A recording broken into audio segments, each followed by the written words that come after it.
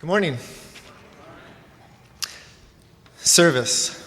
I had to learn it. At age 18, just when I thought I would become a man, I started working at a Red Lobster. I turned into a cog spinning in the vast assembly line delivering reheated sea creatures to the masses. Most customers, guests, as we were trained to call them, were nice, but often enough someone would act like he was ordering something just to rub my nose in it. I was never taught to bow, but when I imagined myself scurrying to bring strangers a clean straw, a third napkin, ranch dressing on the side, water, light ice with a lemon twist, just bring me a blankety-blank piece of meat that isn't burnt. I said no coconut flakes. So I'll have the Captain Happy platter, but instead of mussels, give me shrimp scampi, and instead of fatty pasta, some kind of low-fat lobster sauce, okay? Sorry, I still clearly have issues to work through. As I was saying, I was never taught to bow, but when I imagined myself back then, I am bowing. The unlit space beneath the tabletop of a restaurant booth forms a dark cave. Light doesn't reach there.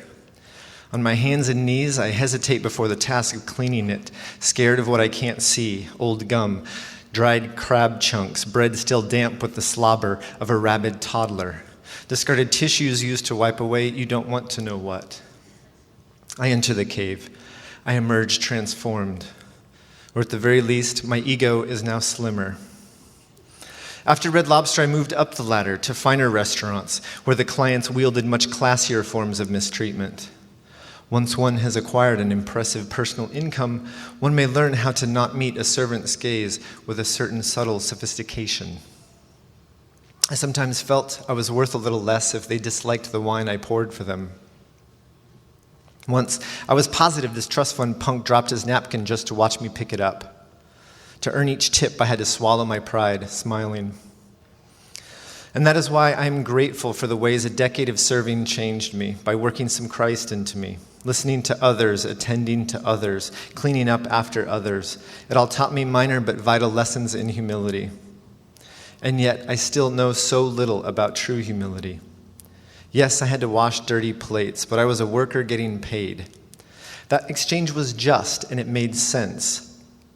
Now, when I imagine the Messiah, the Alpha and Omega, the Lord whose voice stills the seas, the Creator whose touch cures the sick, the King whose crown is composed of swirling galaxies, when I imagine this glory-filled, spotless Jesus kneeling like a lowly servant to wash the rancid feet of his own bumbling disciples, my heart cup spills its wine in surprised gratitude for the overflowing love of our outrageously generous server.